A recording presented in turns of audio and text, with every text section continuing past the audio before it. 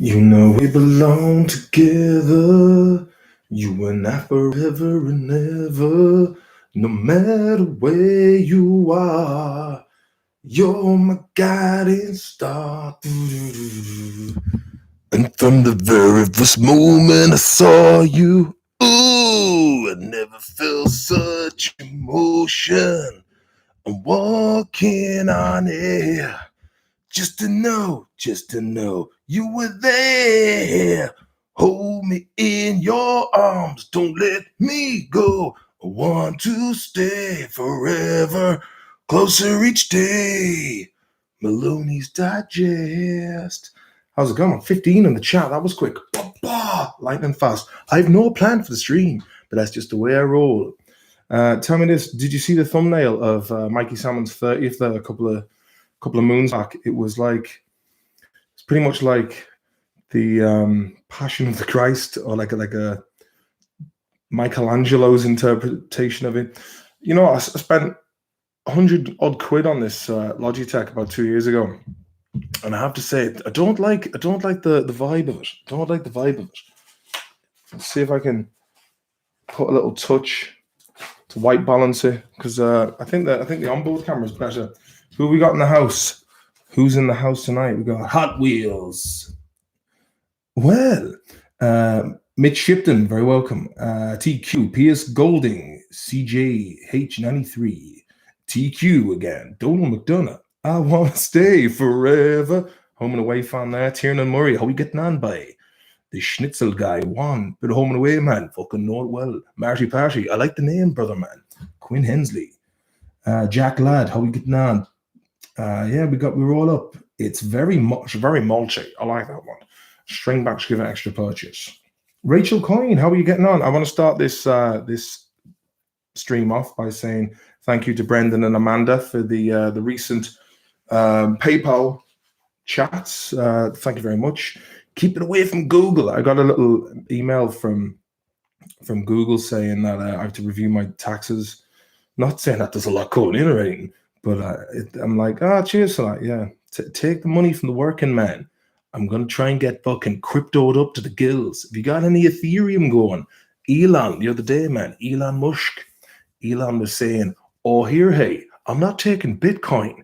It's bad for the environment. Says the man who launches a fucking car into space on a rocket for a laugh. Yeah, and makes cars out of lithium batteries. Like, where do people think lithium comes from? Everyone's going, oh, it's clean energy. It's all made in China. It's mined probably in Afghanistan and places in Africa, cut up the environment, mining that stuff, and then it goes out to China. And then we all know that they're exempt to any Paris Climate Accord. But that's just my 2 cents. Who am I? Some comedian from Ireland. Don't even be getting the comedian boys in Ireland don't want anything to do with me. Jealous cunts. What year was that thumbnail taken? That was taken in 2014, seven years ago. A man, Chris Pez, play some Steel Panther for the boys. If you want to be like Tiger Woods, fill another difference in the neighborhood. Did you catch the Slug stream earlier today? I didn't, Stephen. I rarely watch it, to be honest with you. I don't really get the time. But I heard good things about me. Tommy Boo was on the other day. He did a very funny one around Castle Bar. Fair play as well. Good luck to you. No, Viper, Tommy Slug. The man has many different alter egos. Dogecoin is all good though, yeah, Shawneen. Is it funny that like it's almost as if you try to drive people to Dogecoin, and apparently 5 people or 5 wallets contain half of Dogecoin, so someone's going to do well out of it. EVs are powered by fossil fuels, Mr. Durkin. Yeah, of course. They're powered by a power plant that goes into the grid, and then people plug it in. I mean, it's nice for keeping clean air, because like if you look at Manhattan, for example, like I went out to Staten Island there, good 10 years ago, by took the ferry. I was on my own. I thought I'd go out and fucking have a look at the old, where the Twin Towers was, and they were building the big skyscraper there, hey. But I remember there was just like a low brown fog of pollution that just was over the city. And when I was driving back from Las Vegas, it was evening time coming in from the desert. And just before you get to the mountains outside Los Angeles, there's just like a huge shaft of sunlight going through. You know the way when you used to smoke in pubs years ago, and you'd be in the pub during the day and there'd be like the little slit in the door there and the old shaft of light coming through. It was like that on a macro scale. No, Dogecoin crashed like feck. Oh, did it? No, did it? What's Hardycoin powered by? If someone in the if there's any tech savvy merchants of information technology out there, I'm well up for starting up Hardy Bucks, but with a dollar sign at the end of it. Let's do this. Daddy Elon probably put half his worth on the dip. Oh, don't you know? Well, he did. He's like, oh, I need to put a few quid into that and just raise my portfolio. Heard you were jumping other boys who were jumping other boys. That was a story about a lad in Swinford who I won't be giving out any names, man.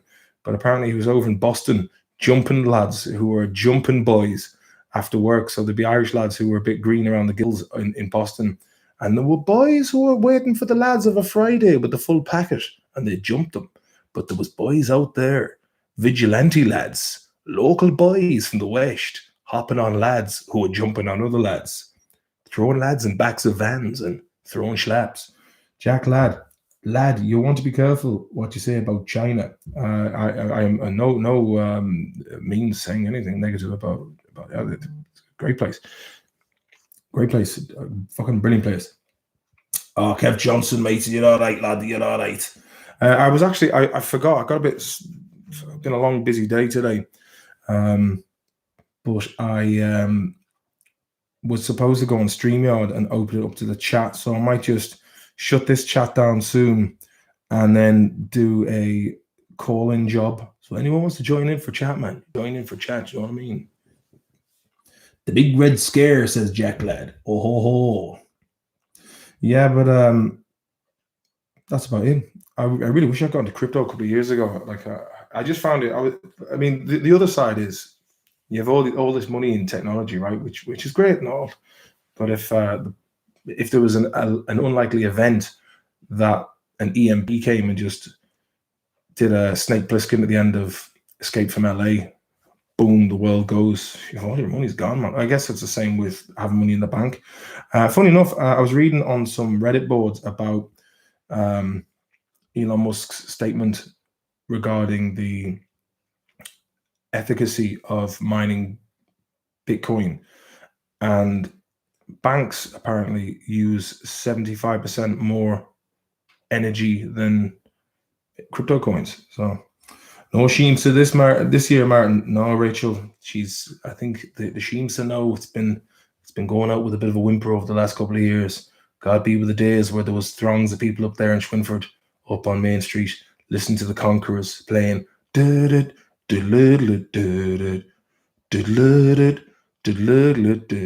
Woo! You know, they were the days, man, when lads like Rain from Ballina were coming down going, throw your hands up, I move in, I move out, hands up, hands down.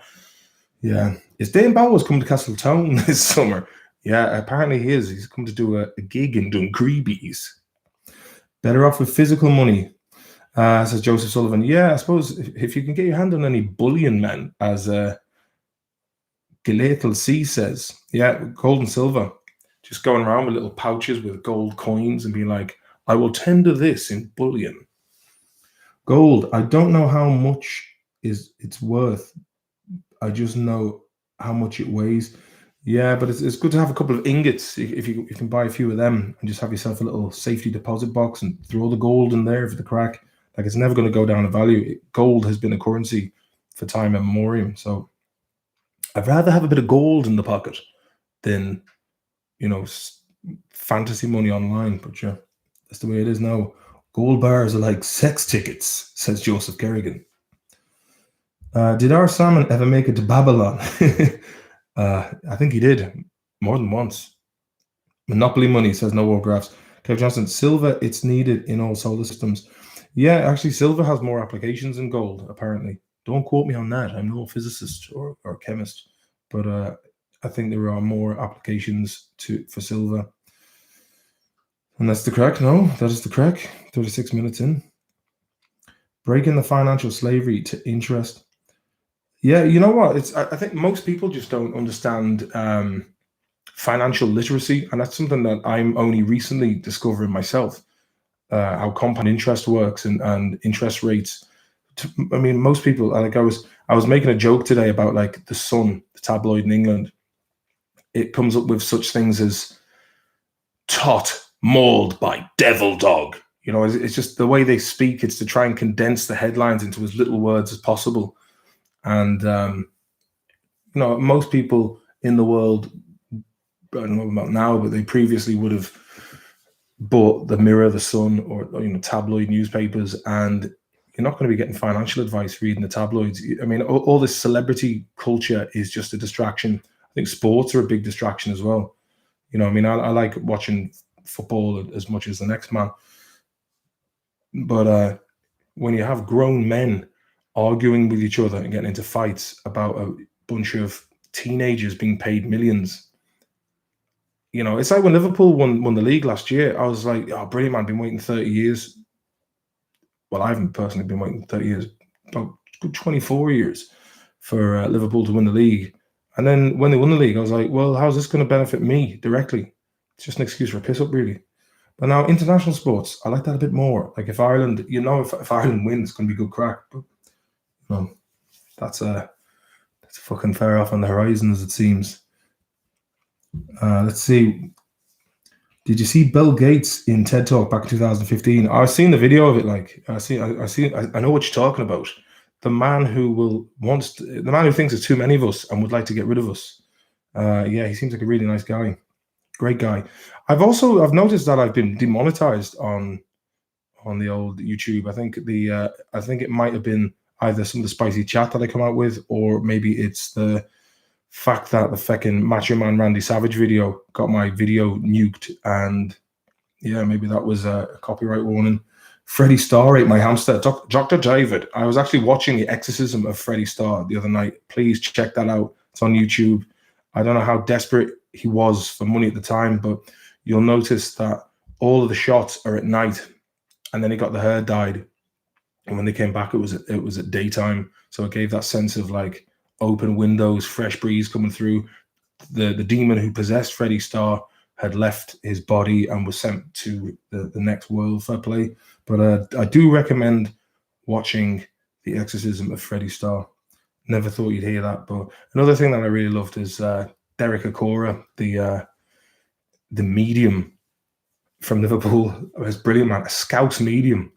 You know, he'd be wearing like Air Max 90s, little gold earring, and he'd be going, what's that, Sam? Yeah, okay, Winston. There was a Winston Butler murdered. Okay, yeah. So there was a murder here, and then your man, who's the skeptic, is going, there's no records of a Winston Butler here at all, and he's like, no, hold on a minute. Winnie Battersea. That's it. Winnie Battersea. She was hit over the head with a spindle from a banister. Nah, but dead now again. But the seance of Michael Jackson, where he's like, oh, Michael, I love you so much. It's this one guy with like a hat on and a glittery glove, and he's going, you are not alone. Tell Quincy I said hello to him. I'm good. Michael, I love you so much, Michael. I'm getting the word nonce. Shirley Ghostman. He's here, Mikey J says. Jamie Ashley, how is your accent different in different videos? Not sure what your actual voice is now. This is my actual default voice, but I kind of just slip in and out for comedy effect. Watch the Burning Manning obituary show. He's at his own funeral. Fucking weird, but oddly touching. Now, one kiddie puked up her own pelvis bone. It's a fucking disgrace. Could have been Big Jimmy Bennett getting his Hollywood big tech mates to demonetize you. You wouldn't know. Apparently, Owen Colgan was doing a gig in, what was the name of the Bowery in Rathmines, and he'd had an audience to come in and see it and advertised it. And apparently, his legal team came and shut it down, man. Didn't like what was going on. It was like the night was cancelled. Jimmy Bennett himself was going to come over on a Virgin Atlantic flight, no, probably a Aer Lingus flight, come into Rathmines and just start battering everyone, man. So I think Owen did the right thing and pulled the plug on that for everyone's safety. Dirty DIY. Media only reports stories that are controversial and borderlines that will divide people 60-40. They want people to argue in the kitchen at home to create more clicks, ratings, revenue. It is a sick system. Yeah. I just disengaged from mainstream media completely. It's liberating. Actually, trying to have a conversation with someone who solely gets their information from mainstream sources, it's kind of like you step back from the crowd and you kind of you look at how people behave. And I suppose I've always been like that as well. I always kind of look at the macro perspective instead of personal interactions. And yeah, it's frightening how people that it's basically, oh, this is the news. These people are paid handsomely to tell me what is supposed to be the truth. And yeah, it's not good. Did I get the jab? Oh, I got all four of them, man. Just to quintuple me odds. Got all four of them. Funny guy you are, man. Fair play to you, Skipty. Appreciate that, mate. Gavin O. Absinthe. Get down to knock grohery. The pints are exquisite. You know, the concept of exquisite pints really does bring up a thirst to a man's palate. I will tell you that for note. Dr. David, the Bowery looks like level 4 in Streets of Rage 2. And I tell you one thing, man, that was one fucking spicy level. I wouldn't want to go back there again, boy. It was up there with the Mega Games 6 games collection. Or was that Streets of Rage 1? Landorma, yes, I caught it live stream. What was that? Mikey boy, I've not had a single Nakamura jab. Bastard that did it. Walking bastards. That was something my mum used to always say, like if she read something in the paper, like there was some bad shit that had happened to kids or something, my mum would be like this.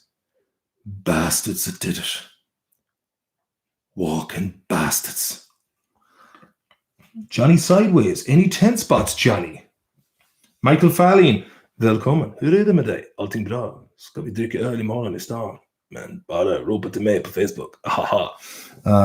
Kieran Salmon. What are reliable news sources? Well, what I kind of do is I go onto Twitter and I just read the Twitter feed. Nah, I don't know. I look at Luke Radowski, We Are Change, or Ron Paul's Liberty Report is good. I think he's a cozy old man who kind of has a fair bit of cop on. I just kind of, just kind of use my own discernment really and try not to fall into these camps. I think all this left-right bollocks is how can you basically, oh, you're right, oh, you're left, you're up, or you're, it's another divisive trap. So I don't know what I just kind of just them really. I kind of just Russell Brand's been doing some good stuff lately. Fair play to him. He's doing a lot of I seen a video recently he did where he was calling out the hypocrisy of Jeff Bezos and Microsoft, and I think I will elaborate further on them, because you have these massive tech companies that have had all of their products made in China that doesn't have any environmental oversight at all, and then now they're all preaching from the pulpit to the rest of us unwashed peasants about how the world is, climate change and whatnot. And it's like, hang on a minute. So we're all supposed to be the ones. I mean, it seems to be one of the biggest kind of diversions. Like, don't look here, we're the good guys, and we're going to be completely carbon negative. Well, what does that mean? How are they going to be carbon negative? I mean, anything you do really has a physical effect in terms of the utilizing of energy or the energy expenditure. I mean, like if people, let's say, if Amazon had to employ people to walk with their products across the globe and row, they would still be expending carbon in the form of carbon dioxide. So who knows, man? Who knows? Another hardy box. I don't know, mate. We'll see what the future holds. Paul Joseph Watson's videos are great, says Gavin.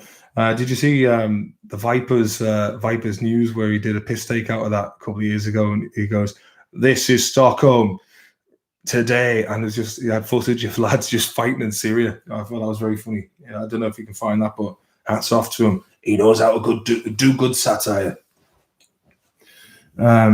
See, Joe Rogan got himself into a bit of bother over what he said about vaccines. Of course, the woke Irish media are calling him an anti-vaxxer now. I tell you one thing about the Irish media, man. They're all bought and sold. They're fucking useless. I mean, it's funny because yesterday I was watching Frank of Ireland. I was watching it on Channel 4, and I was like, hats off to the Gleasons, man. They're talented dudes, but I was just like, who's this kid for? Like, what's going on here? And it's always like the same people. Pat Short. Oh, geez, I'm Pat Short. I'm a mad cunt. And I was just like, what's going on here, man? I mean, maybe. I mean, I probably came in at the last episode, but I didn't really get it.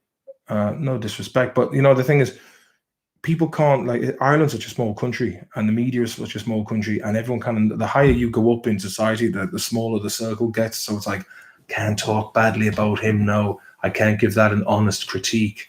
Can't do it. I'll be blackballed in the future. So that's the crack there. So I think I don't know what the hell is going on with Irish media. It's just there just seems to be nobody with any bollocks left. I think I'm probably one of the only mainstream people who is willing to give my 2 cents, and based on the information I'm presented with. I mean, if I always use this as an analogy, because Mark Twain was, or I use this as a quote because Mark Twain, he was a very wise man. He had a lot of nash up in his nut. Do you know what I mean? But he always said, if you find yourself on the side of the majority, maybe it's time to step back and reflect. So, social media becoming more and more invasive, Dara Corcoran says. Absolutely. Did you see the new WhatsApp updating, linking everybody's data to Facebook and likely marketing companies and God knows what else? Well, look, the thing is, if it's free, then you're the product. That's the thing with all these, I think, like, there's talk about it was invented by DARPA as a thing called LifeLog.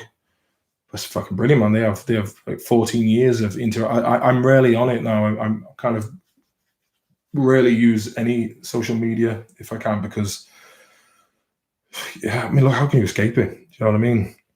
Viper's back on Putin's payroll again, and I'd say he's getting very well paid for that. Fair play to him. Well, man, what's the crack? Mikey and Kylie, you're very welcome into the fucking threshold of power, whatever that means. I have no idea. Jambo 2090, fierce drought since Rachel Allen's young lad got locked up. Oh, what was he locked up? Was he for selling hash? Was it? Do the Hardy Bucks voice, says Stephen Walsh. No, Stephen, is that better? Is it? Yeah.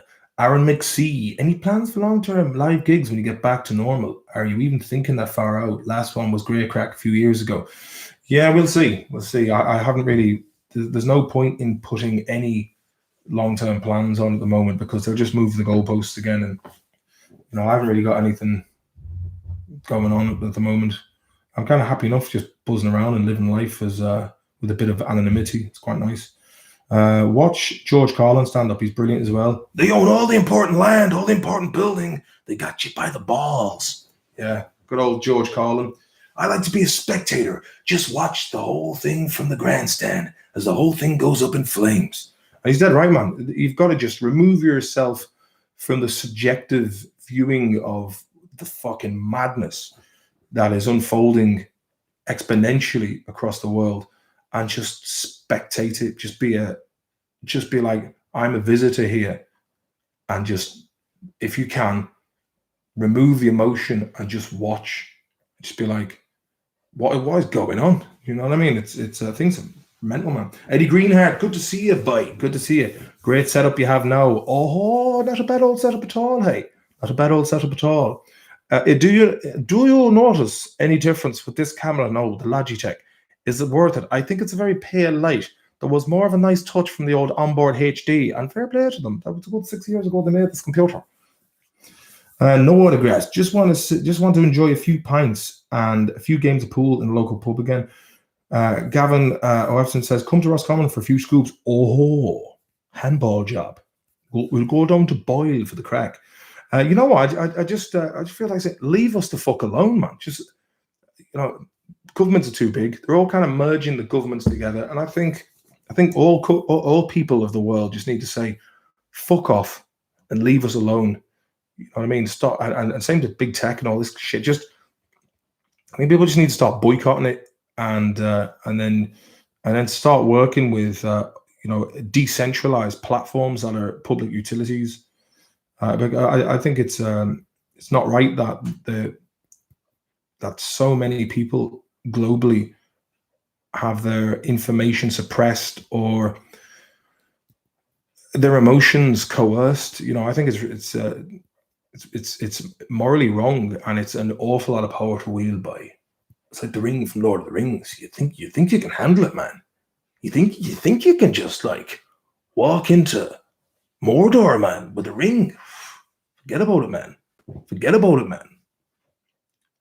Dara Corcoran, thanks very much for the touch there, Darreen. A token for bringing a few good lads together and having a chinwag about the insanity of the modern world. Yeah, I do my bit, man. I do my bit. I was always that lad in school who could never keep my mouth shut. And for me as well, the thing about school was you sit down there, shut up. You're disrupting the class, learn. I mean, what you learn, like, in fairness, there was, I went to a good school. They didn't have a lot, but they were good teachers. I didn't really appreciate the merit of an education and what that leads on to. But I remember apologizing to my maths teacher. I was kicked out in junior cert for just lewd behavior. And I apologized to her. I said, I met her about 2 years ago, and I said, I'm sorry about my behavior there. And it was a bit rowdy and whatnot. She goes, no, Martin, that you were never, your intelligence was never a problem. It's just getting you to put pen to paper. So I said, fair play, miss. I'll accept that one as a compliment. On the old 3.5, the people's beer. Greetings from Trinidad again, like, man. Kevin Ian Ball. I tell you one thing. I'm going to send you over, Mayo Man, the script. If you can send me your email over WhatsApp later on, and we'll give it the touch. You're a grand laddie in Durkin, says Gavin. Fair fucking play to you. Shawnee Thornton's in the mix. 82 in the chat. Hit the two Rogans up. Galathil C. The whole Great Reset and Agenda 2030, isn't it? Well, if you want, here's the thing. For some reason, I'm like the man who always has to go looking under stones. I'm like, well, hang on a minute. What's going on? I've always had a natural inquisitive nature to understand what the mechanisms behind the scenes are, and history. I mean, know your history, and then you will understand how history, as that old saying goes, it does repeat itself. And even with currency, every currency ends up being subject to corruption. So basically for me, I look at these kind of things. I've time to do so. I mean, an uncle of mine, won't mention any names, but himself and the wife, man, they're so deeply brainwashed by watching RTE and BBC that there is absolutely. I try to have a discussion about certain things that are going on right now with them, thinking that they would be open-minded, or especially my uncle. He's an intelligent, self-made man, and I just thought there's no point in me even having this conversation. I thought some things are best left unsaid. I was like, yeah, fair play. Oh yeah, absolutely. And but in terms of what I meant to say about that was, obviously he's flat out working all the time, so he doesn't have time to investigate these things for himself. It's why would you? What the Rio summit, it all started with Agenda 21 in was it 1992? It was the Agenda 21 with the United Nations. And what year is it now? What's going on right now? It's 2021. So then in 2019, they brought out the Agenda 2030, 17 sustainability goals for the UN. I don't who was it that, does any of you, that's in the chat, does anyone know who donated the land to the United Nations? I think it was 1953. Can anyone in the chat guess who it was? Anybody? Vegan programmer, how are you getting on? Take a guess. All right, I'll give you a clue. What esteemed family in the States? Yeah, good on your show. Yeah, the two boys got it by Joseph and Sean. Dickie Rock. JD Rockefeller. Shawnee Thornton got it in one. So yeah, basically, Dirt cheap DIY. Yeah, great work gathering the crew. Fair play to you, mate. Appreciate the super chat. I really do, because fucking she's quiet enough at the moment on the old gigging front. Now, yeah, you're dead right. So basically, the Rockefellers who monopolized Standard Oil, who recently divested a couple of years ago, divested all of their assets out of oil, which was how their empire was bought, or bought and paid for originally, monopolizing that. They're the ones. John D. Rockefeller was the one who donated the site for the United Nations headquarters. If you think about the United Nations, if it was in, like, let's say hypothetically, if it was in the hands of absolute wrong'uns, it's an amazing way, because you have every nation on the planet there, right? So you'll have delegates of every nation coming together in this global treaty. And if they were to have a certain plan, let's say the plan was, some sort of Judge Dredd, stick everyone into mega cities and just have the rest of the good bits for themselves. Let's say hypothetically, this is hypothetically, it could be done by basically passing the message on to captains of industry and government officials within each country to all follow the same rules.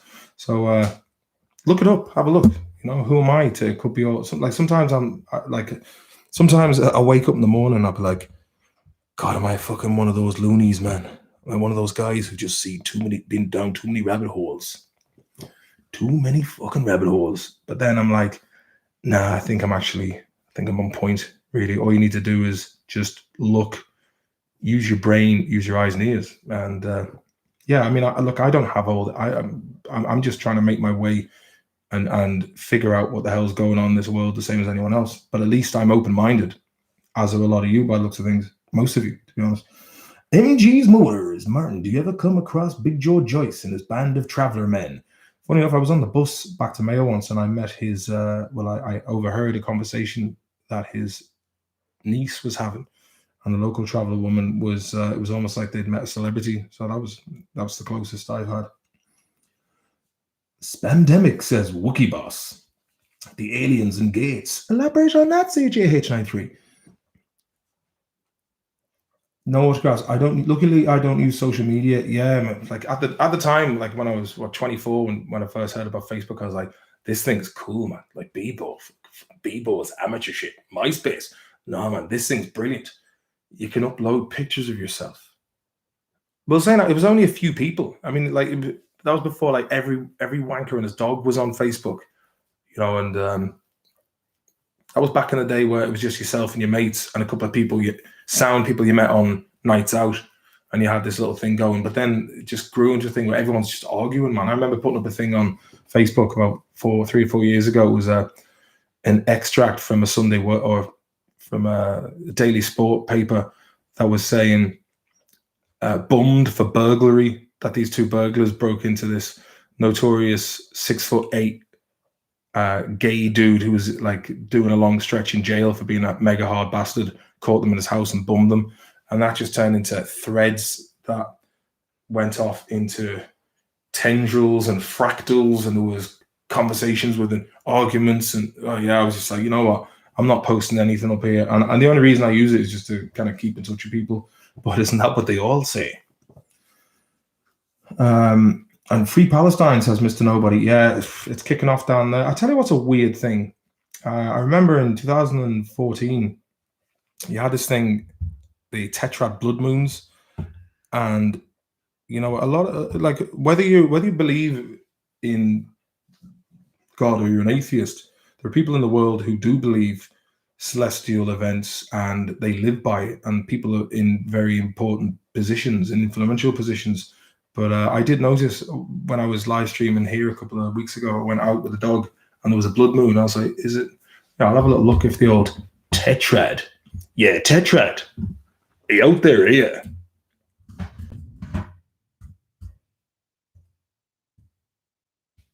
Yeah, lunar Tetrad's after you.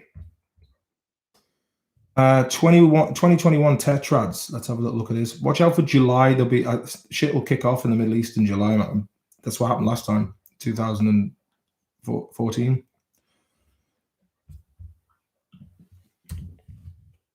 Yeah, it's a real shame on what's going on down there, people. I mean, it just seems like there's never going to be peace down there.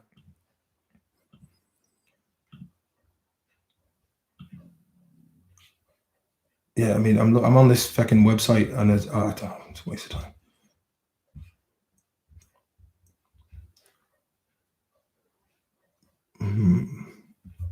I'll put Blood Moon 2021.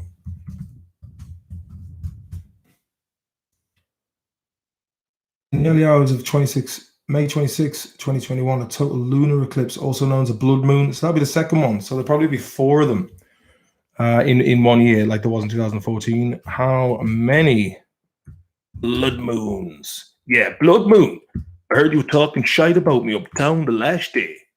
If you ever come near me again, I'll bum you.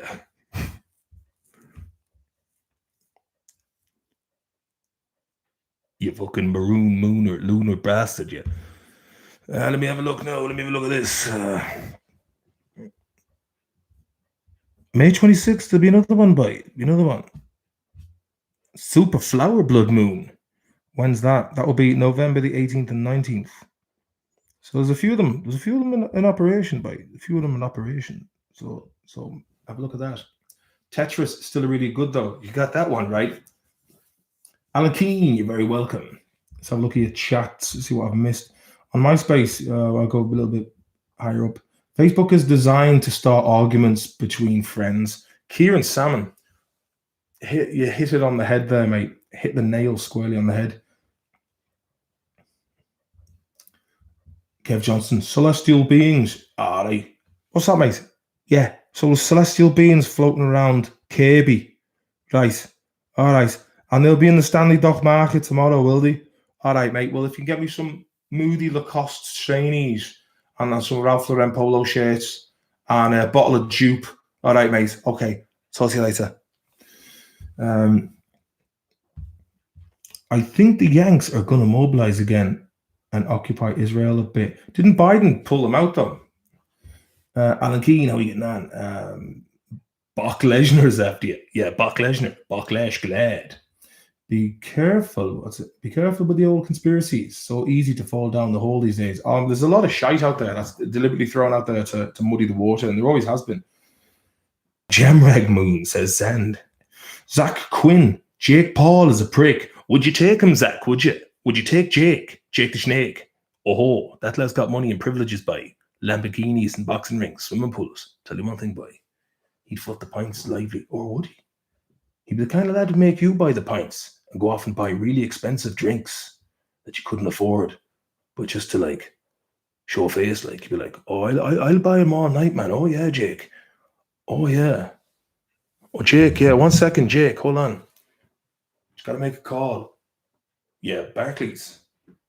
Can I get about 2 G's off you? Yeah. Yeah. College. Grand job. But look, would it be a bit like that? Would it? See them Sligo Indian boys protesting over in India. Yeah, some stuff about land, hey. Wookie boss. Am I watching the FA Cup final tomorrow? I thought I was... who the fuck's playing the FA Cup? I was going to watch Liverpool playing on Sunday. Who's in the FA Cup final? Should know this. Once Liverpool are out, don't give a shit. Oh, Chelsea and Leicester. Probably, what time's it on? I'll be watching it because I'll be in the pub footing nice crispy pints, and there'll be no masks and there'll be no shiting about. It'll just be me and a heap of soundskins in a pub. Oh.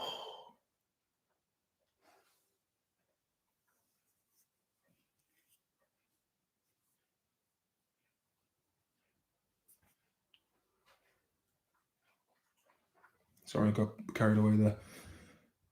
Ever watch anything by Computing Forever? His videos are class. Davy Cullen is a good lad. I think he's one of the only lads out there who really fucking puts his neck out there. Good lad, Dave. Jake Paul wouldn't be so tough at 3 a.m. outside Supermax. Any Supermax. Jake Paul's girlfriend is actually Logan with a wig on. Andrew Keneally. Martin, how you know? Chris Paris. Martin, should we go for a bar tonight in Providence, or should we just stay in? I think we both know the answer to that question, Chris. I think we both know the answer. You're going to a bar in Providence, and you're going to have a nice time, and you're going to bring the tincture with you. Ross Simpson job. Rich Coyne. Are there any restrictions in Sweden at the moment? There are. Yeah, the pubs are open till 8:30, which is a real blue baller, and it actually makes people drink more. It's got that kind of supply and demand, and come 7:30, everyone starts shitting the bed, and they start buying more drink than they can handle, and then 8:30 comes, everyone's just out in the street. So yeah, it's a bit shit really. But I think after June 1st, they're going to open up till 10:30. But I'd say they're just going to open up soon, to be honest with you. That's what I can see happening. Ever see Tommy Schlug on your travels? Oh, I've seen him around fucking Swinford a few times, boy. Colchon job. I met you once in Flannery's. You told me about a documentary on Stateside. Dave Little. Yeah. Well, if you go onto this channel and go to Stateside Part 1, Part 2 was a great one as well, but it got taken off because I used Slip Inside by Primal Scream when he was flexing his pecs like this. He was going... It was just a little clip, and they were like, so I might have to go back, re-edit it with some generic music and upload it again. Kev Johnson, too much to comprehend, man. Too much to comprehend. All right, then, we're going out. Good man, Chris. Yeah, you do that, mate. And you know what? You have a bloody good night. Cans on the street, says John O'Sullivan. Yeah, but the thing is, cans on the street, this is basically the max strength of what you can buy in a supermarket, 3.5. And it's something that I was deeply offended by as an Irishman. But if you just want a can, just for the taste of it, nothing too crazy. You've got you've got craft beers, you've got like regular beers, malty beers, but they've just been watered down and stuff. Would you, what's it say here, Dr. David? Would you rather sit around a fire pit and drink Rockshore with Grand Canal dudes, or do 50 years in jail for possession of soundness? I would have to say I would go for the Rockshore with cool dudes, because they are also, I look at everyone and I'm like, there are like sound people. Sometimes there's dicks. Like, sometimes you go into a group and there's like really cool dudes and stuff, but then there's always like that one guy's got a chip on his shoulder, and like the rest of them are like, yeah, you're kind of buzzing with us, man. You're hanging with us. You're pretty cool and you're pretty sound, pretty sweet, rock and roll and stuff. But then there's always that like one guy in the back. There's always that one guy in the back, and he's just like, you're like, dude, why the jibes, man? I mean, is there like emotional insecurity going on or something? What's going on? What have we got to hide, dude? Dude, come on. So that's the kind of that's the answer I would give to that, Dr. David. But thank you again for the ethereal ponderings there. Chris Pez says, you ever smoke weed out of a potato? No, but I did an apple once with the Dragon back in 2004, and things got hazy after that. 44 pets, says Alan Kane. Oh, here, hey. Jim Guy TV. Martin, you got the Boo Miles look. Who's Boo Miles when he's at home? Check out Boo Miles. Is he one of those guitarist boys? Is he one of those like folky lads? Filmmaker, polyjobist, speaker. What's up? Oh, polyjobist. He works in here. All right, yeah, there's a bit of a look up. All right. Famous people I got wrong with Boo Miles. That lad looks like he has been out in hard tidings against the elements and doing good for himself. Lauren Kavanagh, you're very welcome to the show, Lauren. You're very welcome to the show. Fair play to you. James Maloney, solid name. Two schlabs might do so. Oh, William Heenan, go to the bar in Providence, then get a bag of cans on the way home and neck chats after. Or maybe neck chats in the bar. But then it could be trouble after that. Lads would be spooked with all your gushings of positive sentiments. MG's motives. He is by far the funniest part of the Hardy books. I think he's just too unusual and weird on Stateside. Yeah, I remember there was one night where we just got him plied with alcohol. My oldest sister's she's one of these people who likes to stoke up situations and get people whipped up into a frenzy of just mad behavior. And I won't go into the details, but he went a little bit too far. And I remember everyone was kind of just like, whoa. And Chris goes to me, Martin, we've put him on TV. Think about that. Let's get out of here. So but he's brilliant in it. Like, I remember the producers at RT was so harsh on him. They're like, no, we don't want him in it. We don't want him in it. I'm like, no, but he's brilliant. You tell him what to do and he'll do it. Like, and he, fair play to the guy. Like, it's his passion. When are we going to get more firm, Morton? Nothing wrong with Rockshore, says Eddie Greenheart. Here, hey. 3.5, just put half a lemonade in it and you'll be sound. And she's a perfect shandy. What's your favorite episode of the Hardy Books, lad? Asked Tommy Gahan.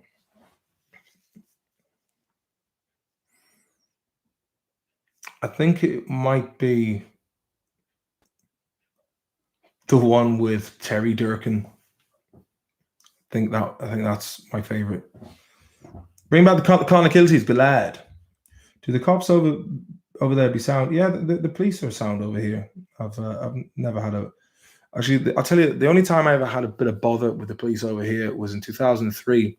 Some skinhead Nazi fucking lunatics came into a pool hall, got a bit tasty, asking to take shots. And me being a pretty chilled out dude, I was like, all right, take a shot. They took a shot, and my mate's girlfriend and himself were outside, and they just attacked them. My mate had dreadlocks and whatnot, and they tried to stab him, and he got out of his jacket, and then they punched his girlfriend in the face, and she had a fat lip, and she came down crying, and she was like, we're like, what the hell's happened to you? She told us, and then myself and a few of the boys went round the corner and seen they'd stabbed this guy had stabbed a Yugoslavian guy. And without thinking, I just opened up the police car door when he was in there and just battered the fuck out of him with another two of the lads. And then I felt this sudden sharp pain across the back of my legs and my elbows. I turned around, there's like two police just beating me with telescopic batons. And I turned around and I went, what the fuck are you doing? And your man just stops and goes, what are we doing? What the hell are you doing? And I went, yeah, it doesn't look great, does it? But nothing happened. So, I was like, look, man, they've done this to her, tried to stab my mate, and they've stabbed that poor guy on a stretcher. So I had to mete out a bit of punishment. So, had to be done. But that was the only time, really. Did RT try to mess with the show much? Would be a shame if you lost your creative freedom. I'll just say, no comment. Kieran Salmon, best episode is the Wank Palace. Where are you from? What's the name of the place again in Mayo? Killala. A lot of boys from Killala, right out in the west, boy. Best episode is Wank Palace. John Sullivan, my favorite is the Christmas special. Always motivates me for the Christmas drinking festivities. Yeah, it was a good, cozy episode. That got cut down considerably. I remember when we watched it, we were like, oh. But then when you watch it back years later, in comparison to kind of how milk toast everything has gone, I was like, yeah, it's good and it's cozy. It's got all the lads in having a meal. Lovely touch. Did RT make you change the Mitzi Turbo party to King of the Town? No, I think Mike had an idea for King of the Town. So we just thought we'd have a set piece at the end of it. It was basically, we wanted an excuse to have a paid holiday to Ibiza. So we wrote a script about the lads going to Ibiza. And by God, when we got out to Ibiza, I thought I was too old for Ibiza. I thought I'd missed it. And at the age of 27, times were had. There's this one lad from Manchester. We met him out in San Antonio by the beach. And he was like, oh, stay away from those blue cupids, man. They're shit. These green triangles, man. Look at me eyes, man. Look at me eyes. I was like, yeah, pupils are big, man. Fucking big, man. They're like dinner plates. Look at me eyes, man. That was interesting, to say the least. Where are we now?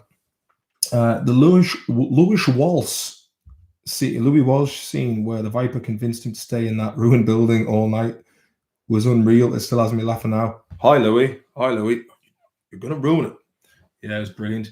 Louis fucking what? Sure, he's from Culture Mar, man.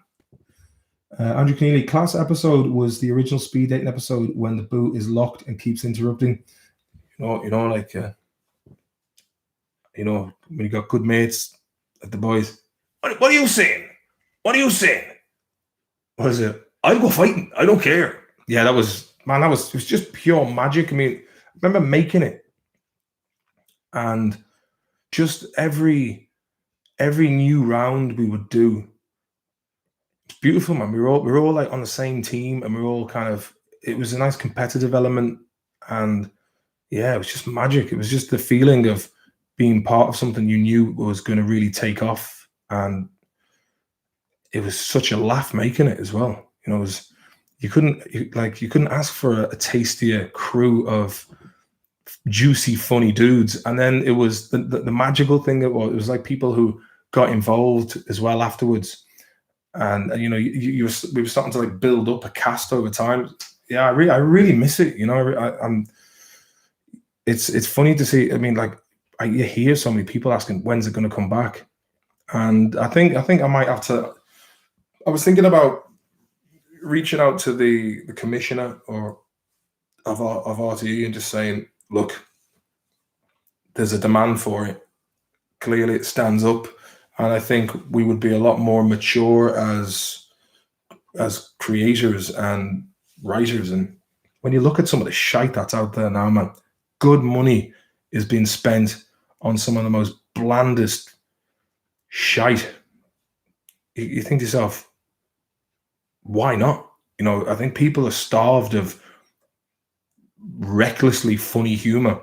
I see we're up to 102 in the chat earlier on. I think that's the highest volume of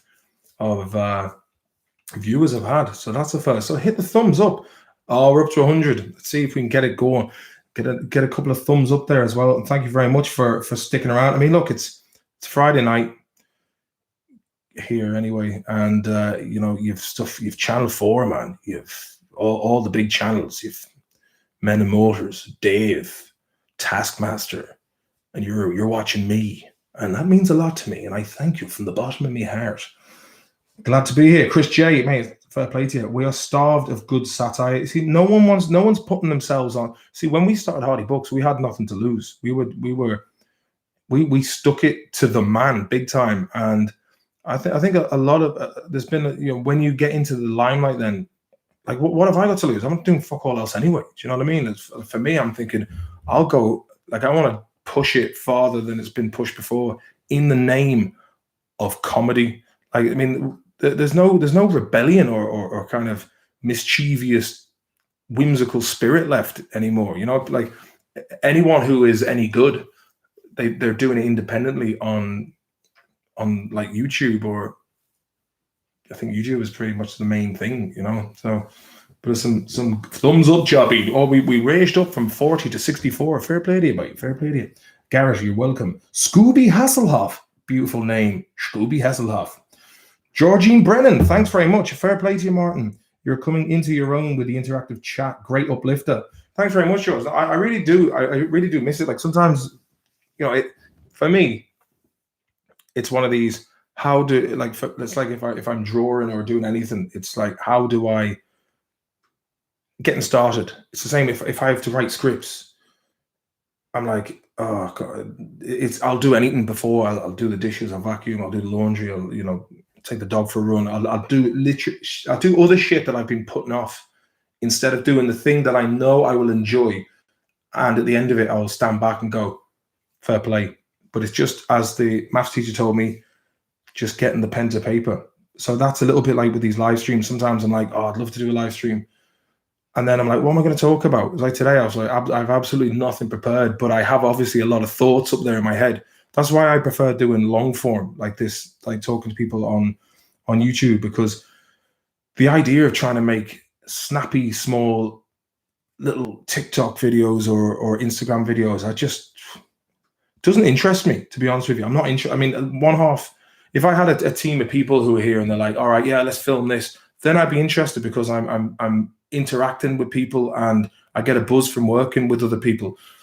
But if it's up to me, I'm like, well, it takes a long time to do, and I like doing things myself, even if I don't have the technical experience or a quick workflow with it. But if like when we were doing the Hardy books, I knew it was in like God's hands when it came to having Chris as, you know, editing it, and then he obviously, I would say something to him, and it was duly noted, and you know, we backed each other up and respected each other's opinions and creative tastes to no end. So yeah, what have we got here? I'll read a few more little chattings, lads. PSH44, are you having a squint at old Schlug, Eddie? Yeah, Schlug.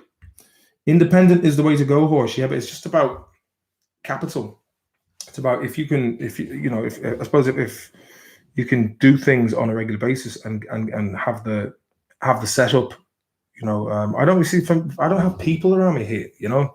It's like Stockholm is one of the most, I mean, maybe for me, I don't find it spontaneous at all. As soon as I go back to Ireland, videos are being made, crack is being had, and then you get into that kind of flow. But I don't know anyone here that does what I do, and it is quite exclusive. It's, you know, it's like, no, I mean, I never meet anyone from TV over here. I met one lad the other day who had called Musa, who was an MMA fighter who did a really good Swedish program. Maybe I might give him a shout and see if he's up for doing anything.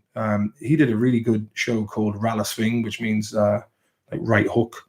And it was basically like their version of Human Weapon. And I think they did it beforehand. But I remember watching that, being like, you know, they met Baz Rutten, and Baz Rutten was telling the story about how he got arrested when he was in Spy Bar. And it was like these guys, they were coming up and they were like, Mr. Rutten, it's time for you to leave. And I was like, hey, guys, what's going on? I'm drinking here. I'm having a good time.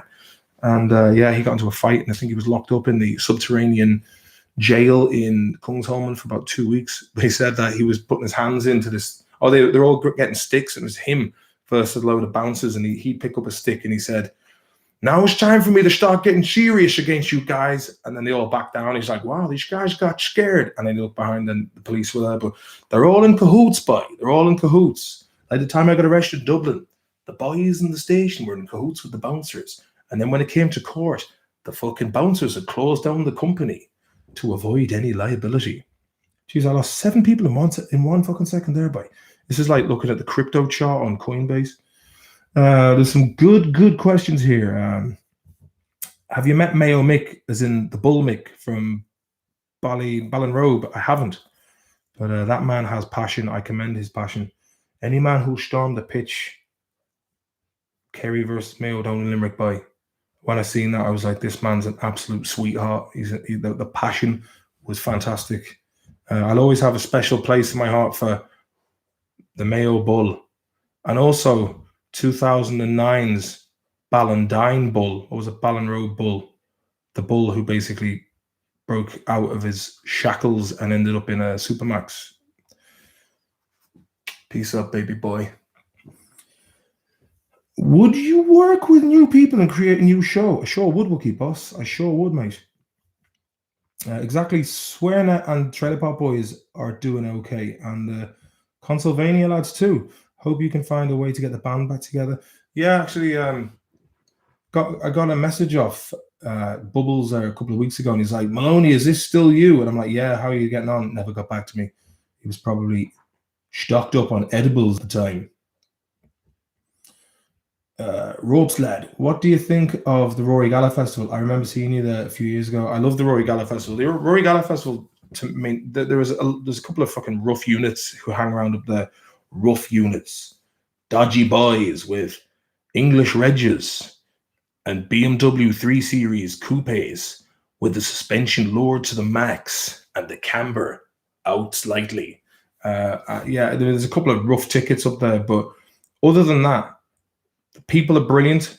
The ethos is brilliant. You can go into any pub and there's rock and roll playing, and it's the most soundest low-key buzzers around Ireland and abroad come together for the small town. Like, yeah, I really love the Rory Gala Festival. If there's another one, I wouldn't mind playing a few tunes there myself with a band. So I'll definitely get up there and have an old go next time it's on. Brian Dooley. Recently rewatched the 4RT series on Netflix. Do you get to know the watch numbers, or is it only known by RTE? Even jump back into the YouTube originals. The Mitzi Turbo Cup is still hilarious. I don't know, to be honest with you. I have no idea what the tally is for that. It would be interesting to know. Robbie Heenan, how are you robbing by? How's it hanging there, Maloney? My car died last week and tried to buy a used car in the worst car market of my life. Second person to be too late for an 09 Mitsu with 2,000k miles. Bonkers. Second person to be too... Wow. What was it? A Pajero, was it? Or an L200? Or was it an Eclipse? Mayo Mick is fighting Jake Paul in July. United. Hey, you look like the guy in Hardy Books. That's right. We've been told that before a couple of times. No comedy on RT these days. Man, it's a barren wasteland. Barren wasteland. It's like Doc Cotton's ovaries, man. Just desiccated. Green Red Mayo by Johnny Sullivan. Connor Deegan. What kit you using for recording? Basically, I got the Logitech, got the Yeti as provided, thanks to the as was the Logitech by the patrons. And if you want to become a patron, Hardy Books, patreon.com. I haven't really been doing much on Patreon, so for all of you guys who are still patrons, thanks very much. But I do this as well, so this kind of feel like I've got to get back to doing the Hardy Book, and hopefully I'll get a good stab at it next week. Again, it's just getting back into sitting down and being stationary for hours and hours and hours. For a man who kind of moves around a good bit like myself, it's hard to do, but I'll get back into it because I really do like getting the feedback. And if you haven't heard the Hardy Book yet, it's on this channel. It's also on the Hardy Books podcast as well. John O'Sullivan says, Eddie Greenhart never went to Rory Fest. I'd say it's great crack. It's brilliant, man. It's the same people go every year, and there's always, it's always a good buzz. Trailer Park Boys go on holiday to Swinford and link up with the Bucks.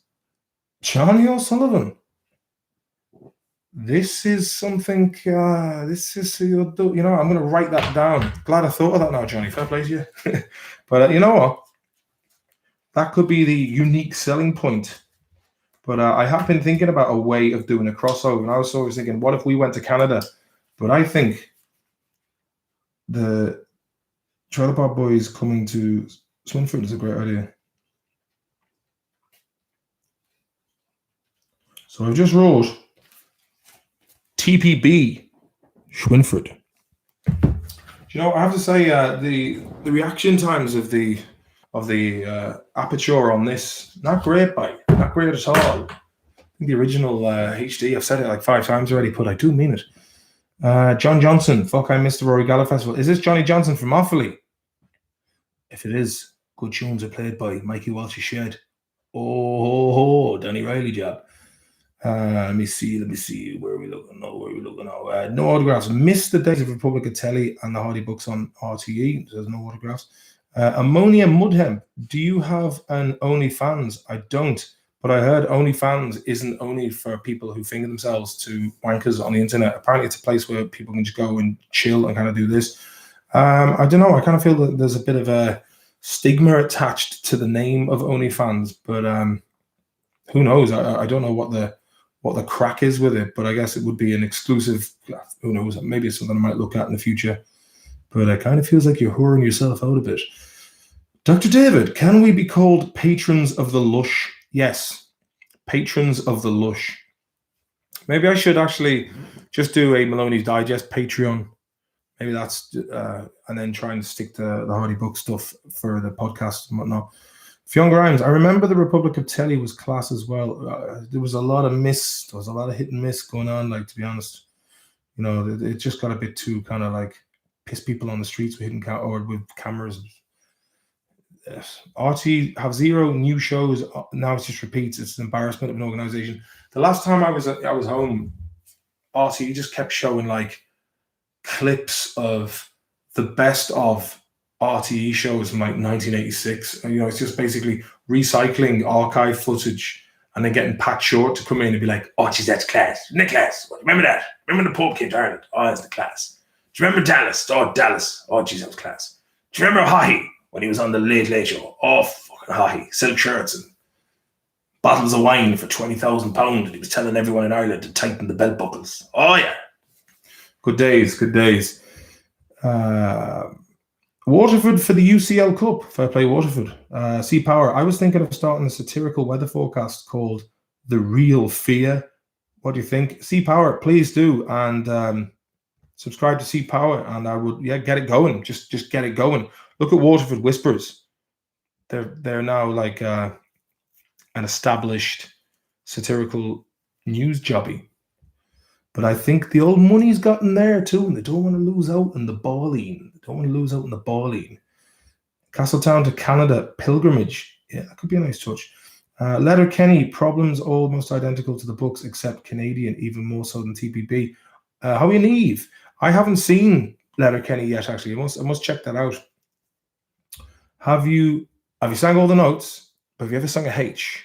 Dr. David, they're referring to when David Sanction, played by Chris Morris, interviewed Jazzman from Babylon Zoo, Spaceman. Monaghan boyz, fake name. Oh, is that about the Letterkenny, is it? Only glands, Dr. David, referring there to the bell end, as it's known in slang circles. Kevin Ball, imagine maybe only fans is the way to go instead. Yeah, maybe. Oni Maloney, Chris Pez. Man, Chris, I thought you'd gone to provincial Championsville. MG's Motors would probably result in Cowboy chatting shit about all the stuff he did in America and Julian calling him a bullshitter or something.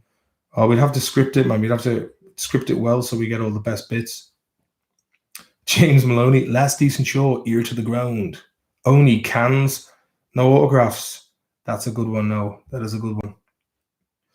Did you watch Love Hate? I didn't watch Love Hate, actually. I kind of thought having Aidan Gillen as a Dublin kingpin in a narcotic cartel crime feud didn't really sell it for me, to be honest with you. I was a bit like, I'm Aidan Gillen. On RT gives me everything because I was in The Wire and Game of Thrones. I've got Asperger's. Not saying there's anything wrong with that. Vegan programmer, only cans. Haha, great idea, guys. Sure is.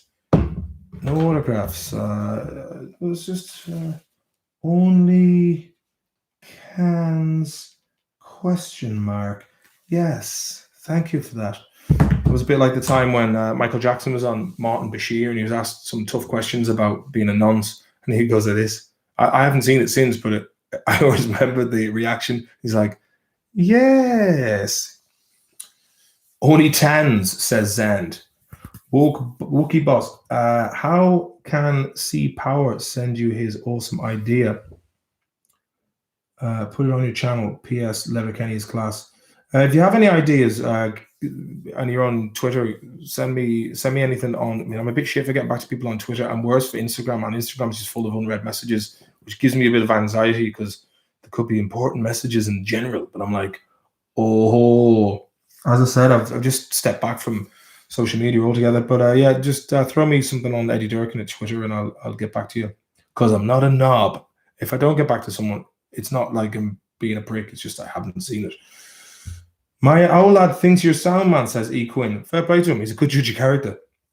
Daniel Collins. Who would win in a fight to the death between Dragon and Stateside? Daniel Collins, that is a very, very good question. The Dragon is tasty. I remember him telling me a story once. First of all, I'll go with what fighting I've seen each of them do.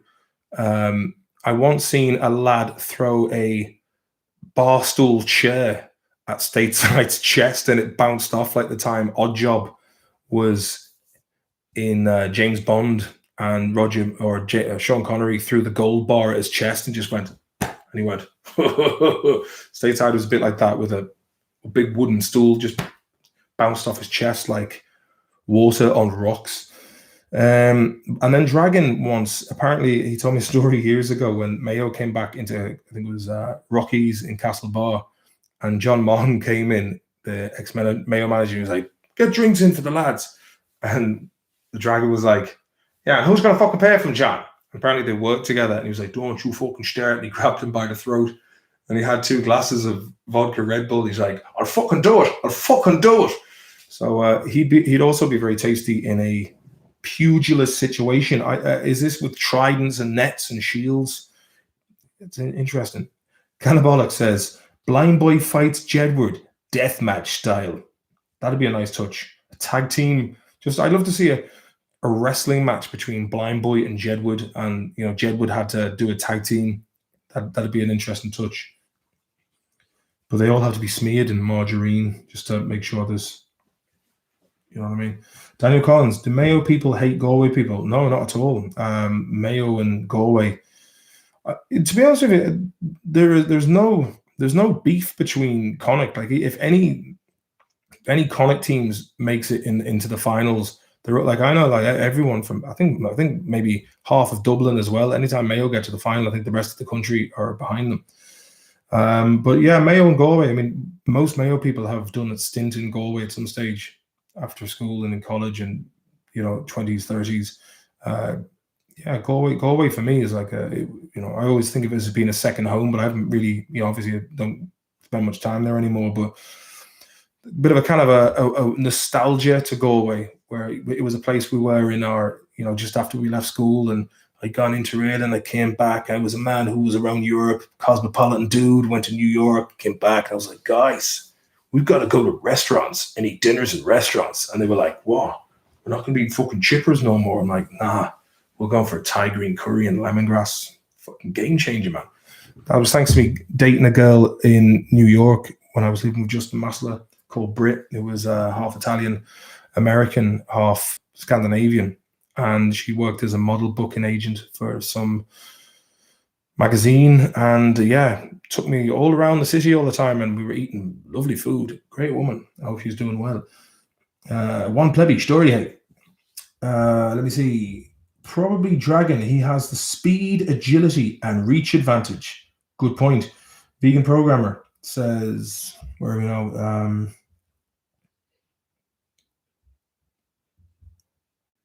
Shit, I could code you up your potential portal called Only Cans. Ha ha ha. Vegan Programmer. Drop me a link there on Twitter at Eddie Durkin, and we'll take that one further. We'll have a chat about that.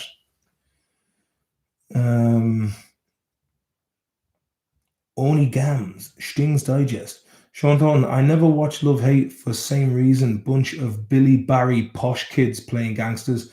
Wasn't the housing minister's brother in it as well? I only found out recently that he had the same name, Cillian Murphy, so I had to change it. Yeah, I don't know. Yeah, one of the lads in it. They're all rich lads. All have really nice, sweet agents such as Terry Hayden, and they always get the first roles.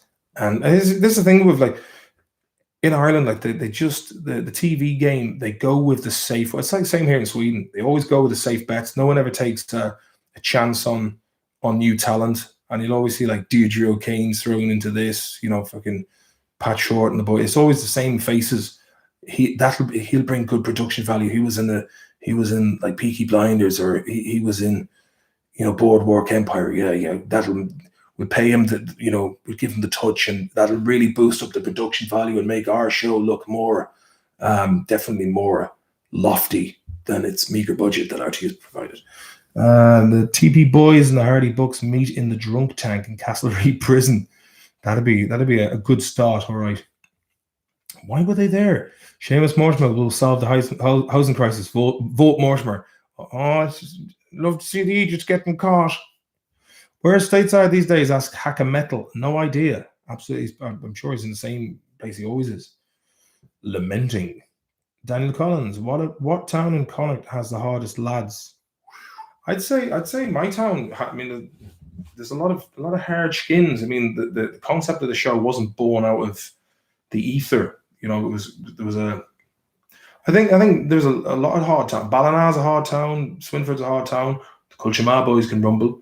Bal was one of these places that was revered for the shadowy bad boys who had they were named after nouns, or objects, like that lad's called Monkey Wrench, grapes is after you, apple pie is gonna get you. They had all these names similar to Hardy Books. I mean, A lot of hard dudes out that way, man. A lot of hard dudes. Kettle Bar boys, always up for a bit of fight knows, like TF. Michael Jackson's father had him chemically castrated as a child to keep his voice high. Jesus. He wouldn't put it past him. He's a dodgy boy. Odd Job was on 0 hours contract. I heard Odd Job was working in fucking Tesco. Did you hear about Austin Powers' Odd Job? Apparently, was he a nonce? But he killed someone in prison. Yeah, let me see. Random Task, that was his name. Random Task. Jailed.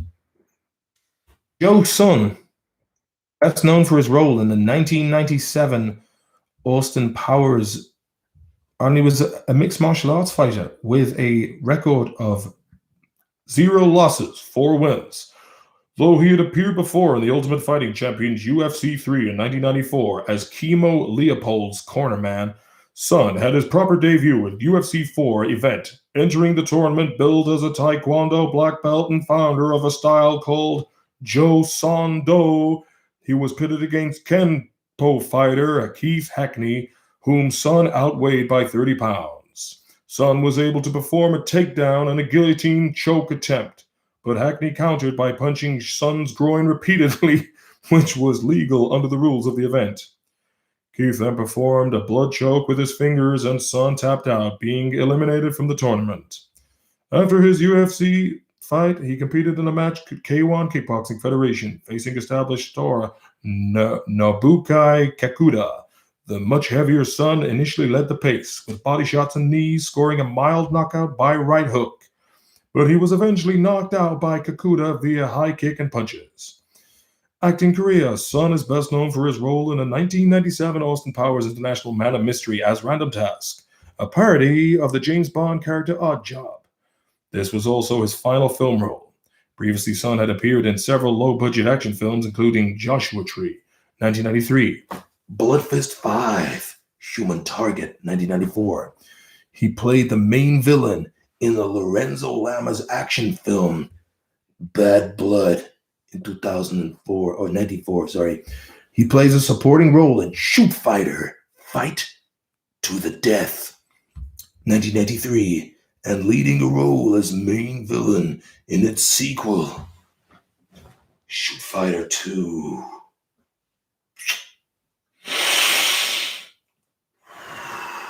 Shoot Fighter.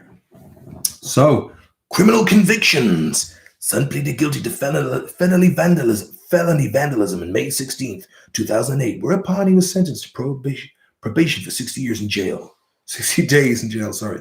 On August 18th, 2008, he was taken into custody and given an additional 90 days in jail due to probation violation for failing to report to the Department of Probation and keep them informed of his current residence. As condition for his original plea agreement, Son was required to provide a DNA sample. In early October 2008, his DNA sample was linked a 1990 Christmas Eve gang rape. Allegedly in custody for probation violation, Son was arrested at the Theo Lacey facility on October 7, 2008. Yeah, so that's not good. Not a nice thing to do at all. Not nice. Fucking mental. Bad bastard. Son and his accomplice tortured and repeatedly... I'm not going to go into that, but that is fucking mental. And then apparently... that was... Yeah, that's where I seen this. I saw a documentary about this, and the woman, basically, it was a cold case for quite a while. And look, it's heavy going, but I'll read it. In October 2008, Son was charged with California authorities in relation to his participation in the 1990 gang rape. He was initially charged in Orange County, California, with 5 counts of rape, 2 felony counts of forcible sodomy. 2 felony counts of sodomy in concert with by force, 7 felony counts of forcible oral copulation, and a felony count of sexual. But yeah, I won't go into it. He faced a maximum sentence of 275 years to life if convicted. Son and an accomplice tortured and repeatedly raped the victim before releasing her with her pants down around her eyes. During the trial, the woman said Son told her, "It's Christmas. This is your lucky day." Before jury selection began. Yeah, so basically, now I remember. They let her off. She got away. But man, when you read the poor girl's, or when you listen to her interview, you're just like, how can people be that sick, man? Do you know what I mean? Like, it's really fucking sad to know that there are some bad bastards out there in the world. But yeah, so apparently, and it says here, 2011, Sun was accused of killing his cellmate, Mikey Graham, a convicted sex offender. Oh, yeah, that's right. Yeah, well, I suppose they're both in the same furry wing. The killing happened on October 10th, 2011, on B Yard Reception Building 5 at Wasco Prison State. The beating occurred at 5:25, and Graham died 25 minutes later. After the killing occurred, Sun was moved to solitary confinement. Sun was officially charged with Graham's murder at his trial in 2017, was found guilty of voluntary manslaughter and received a 27-year. Wow, what a wronging, man. What a wronging. Yeah, so fair play to Dr. David there for bringing up the wronging. There's a video of Joe's son getting punched in the nuts repeatedly. I'll actually, just on that note, I will have to watch that because it couldn't have happened to a better man. Joe's son punched in balls. Okay. Keith Hackney versus Joe's son. Brutal groin shots. Okay, here we go.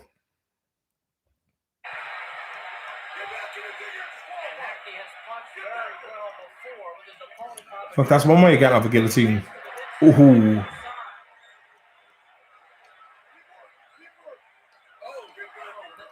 Oh.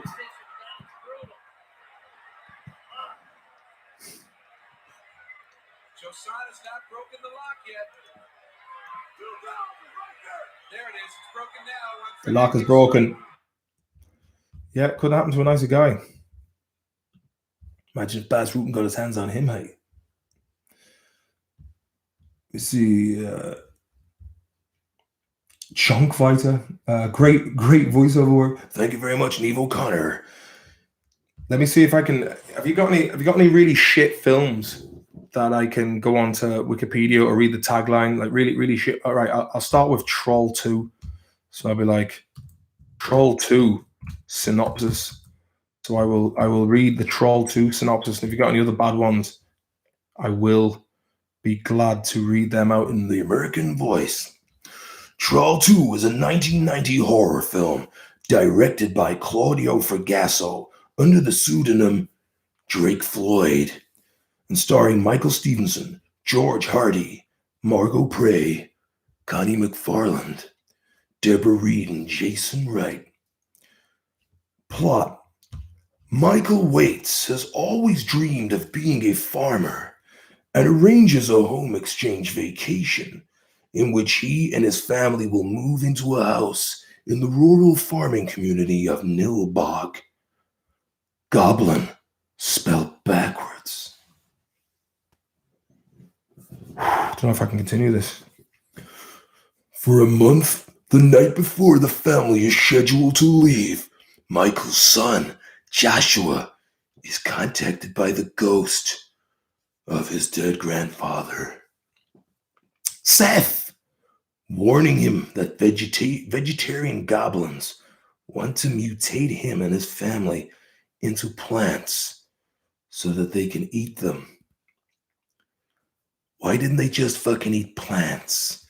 Seth tells Joshua that goblins can mutate people into plants by feeding them poison food or drink. Meanwhile, Joshua's sister, Holly, receives a visit from her boyfriend, Elliot Cooper. Holly accuses Elliot of being a homosexual since he seems to prefer spending time with his friends. Elliot promises to show her his devotion by accompanying the family on vacation. The next morning, Elliot fails to arrive and the family leaves without him. They encounter him en route to Nilbog, riding in an RV with his friends, Arnold, Drew, and Brent. Outside of Nilbog, Seth appears as a hitchhiker who warns Joshua that Nilbog is the kingdom of the goblins and that if his family eats anything while they were there, they will be mutated into plants. The family disbelieves Joshua's warnings and continues on to Nilbog, where they meet their strange and aloof exchange family, the Presents. There, fuck it, that's enough. I feel like my IQ has actually gone down a bit since reading that. Funniest bad sci-fi movie they had me stitches was Ghost Shark. Get out of it, man. Ghost Shark. I'll watch that, man. Ghost Shark. Let me see. Film. Ghost Shark movie. Okay, I'll read a little bit of this, man. Let me just read a little bit about the plot.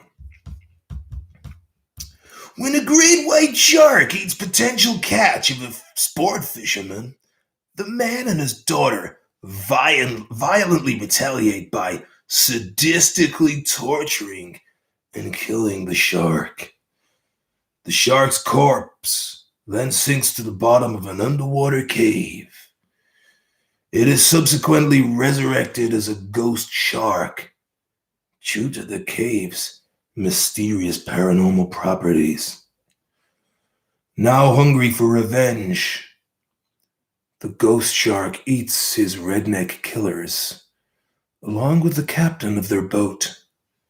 It eventually sets its sights on the rest of the local community in the seaside town of Smallport, Florida. Due to the great white's new spectral form, it can attack and kill anyone as long as there is even the smallest amount of water nearby. This allows it to emerge out of a swimming pool, a bathtub, a bucket, a metal pipe, or even a drinking cup. It kills many people in several locations. Though the terror is seemingly out of control, a group of young people, the Scooby-Doo and the boys, trying to find answers, end up having their pleas ignored. The local mayor is in the midst of his re-election campaign, and other authorities are unwilling to believe in the ghost. The teenager Ava Conti, Mackenzie Rosman, vows to put an end to the specter after it devours her father and several friends. She teams up with a local lighthouse keeper named Finch, played by Richie Moll. Finch is a drunken figure who claims to know the secrets to the shark's newfound form. After being arrested and harassed, threatened, and otherwise impeded in their struggles, the group then finally manages to lay the creature to rest once and for all. Well, I'm glad that they managed to subdue the ghost shark. Dr. David Jason was in a submarine film. The submarine was haunted and it was not a critical success. Oh, man. Please tell me that's true. Please tell me that's true.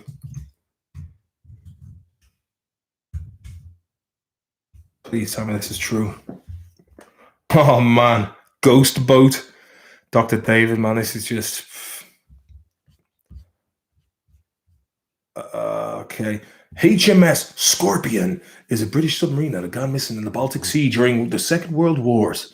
Services in the path of a Soviet freighter in 1981. The vessel is returned to the British custody. Naval intelligence is interested in the case because it seems that for the first time a ship has returned from the Devil's Triangle of the North, featuring Brett Kavanaugh. The submarine opens its own hatch to let the investigating team in, where they find the vessel in a state of perfect preservation, but find no sign of the crew. Jack Hardy.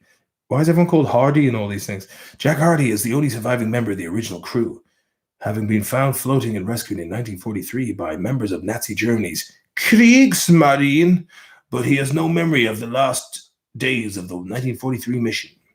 He and Alan Cassidy, one of the vessel's designers, joined a Royal Navy crew on a mission to retrace Scorpion's last days before it went missing.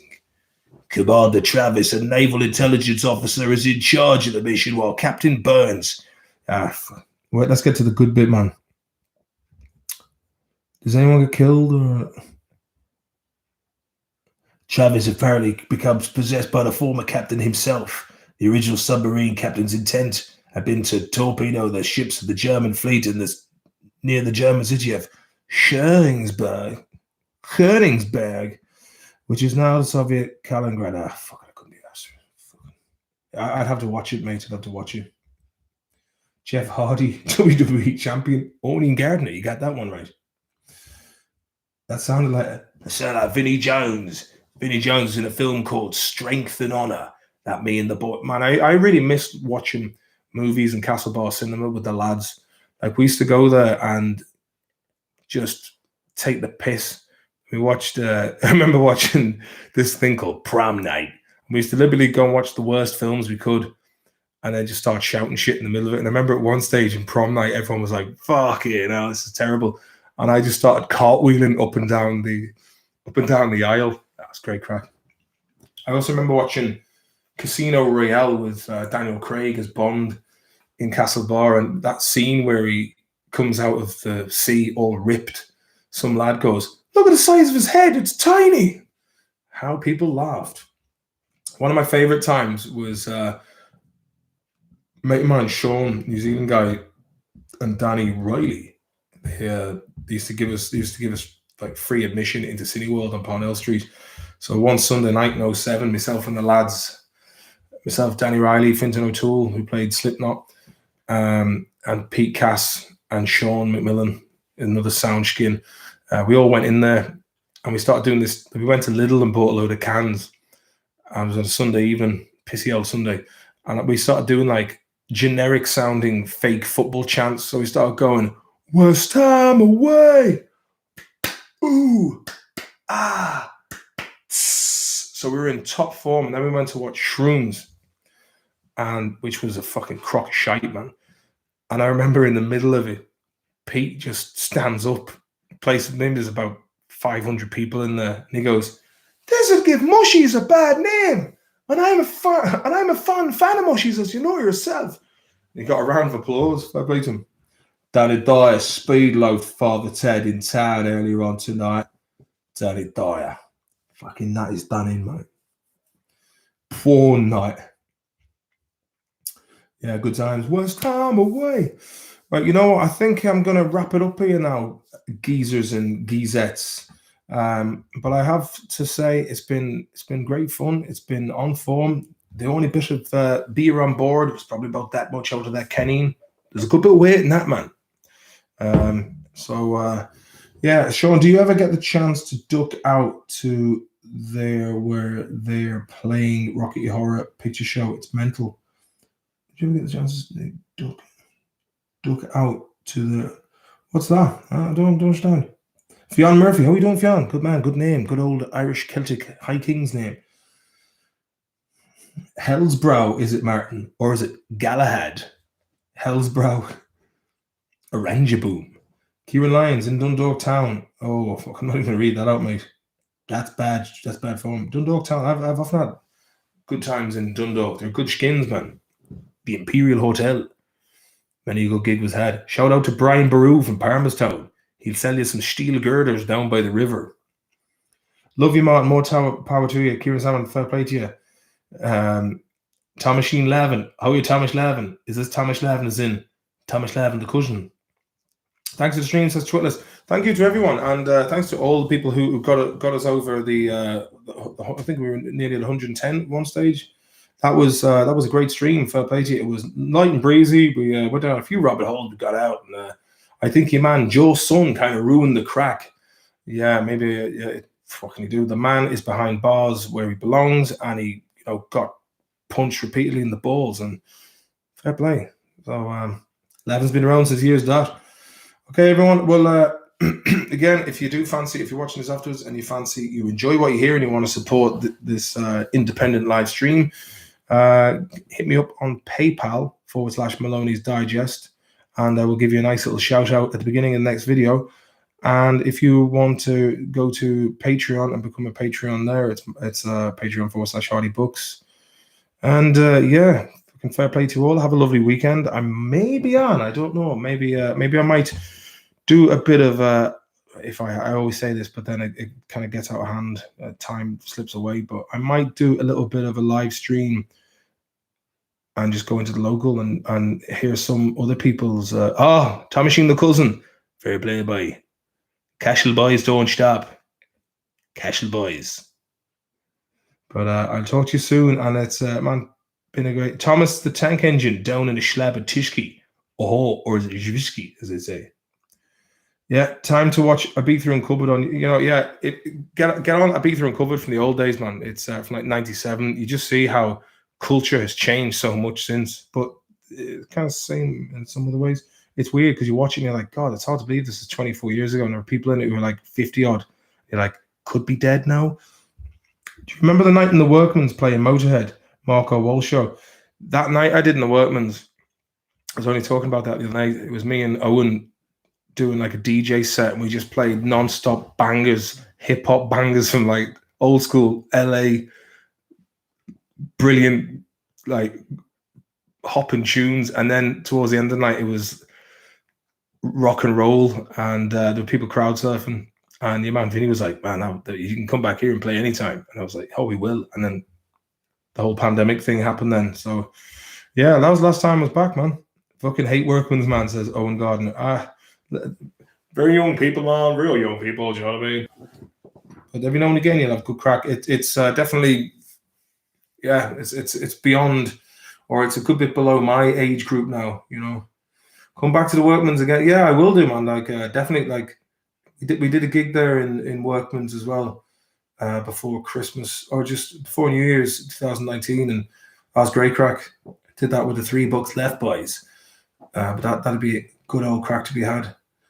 Let me see. I'd go back to the Workman's if you were gigging. Oh, well, I'd be going back, man. I'd be going back. But look, I'm going to leave it now, and I might play a bit of Days Gone. Treat myself to a bit of trying to get the goal. I'm still, if you've seen that time, I'm really good at that level now, but I want to get the gold. I got a high score yesterday, but still got a silver. Again, what's that going to do for me in real life? I could be doing something else, but sometimes you just need to unplug and just fire a couple of zombies. Do you know what I mean? Enjoy the Days Gone, being gone. It's great crack. Do you know what I'm going to do for a second? I'm going to see if there are any bucals. And it's probably not a good idea at this stage because it will go on. It will go on all night, and then I will be in bits tomorrow. But you know what we'll do? We will maybe I'll do a live stream tomorrow in the evening. Head into town and have a bit of crack with you. So if you are going to do that, I reckon at about 5 o'clock Central European time. So that would probably be about 11 o'clock Eastern time. Yeah, that would be 11 o'clock Eastern time, America. It'll be 4 o'clock, 4:30 GMT. And if you're going all the way over to LA, the West Coast, man, what is it? It'll be 8 o'clock. So you'll be doing well if you're watching at 8 o'clock in the morning, but you can always catch it later on and have the crack. But thanks to everyone for watching. I've enjoyed it. You're a lovely bunch of people. It was a pleasure hanging out with you. And have a really good weekend. Summertime is here. Get out, hang out with your nearest and dearest, and just live your life, man. And tell any authoritarian bastards, leave me alone, man. Piss off. And on that night, I'll talk to you soon. Good bless. Shlona Ora. More carers.